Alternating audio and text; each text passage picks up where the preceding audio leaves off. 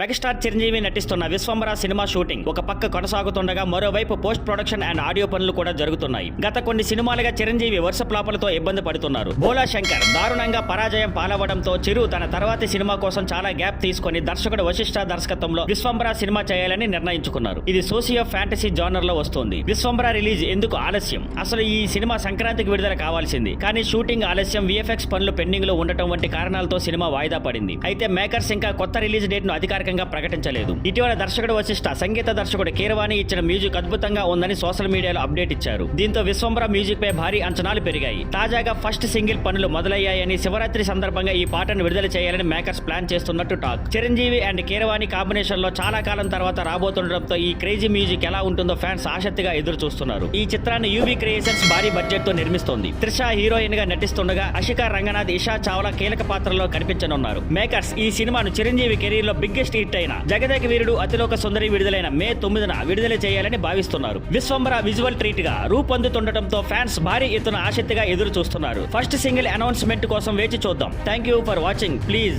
Like, share and subscribe.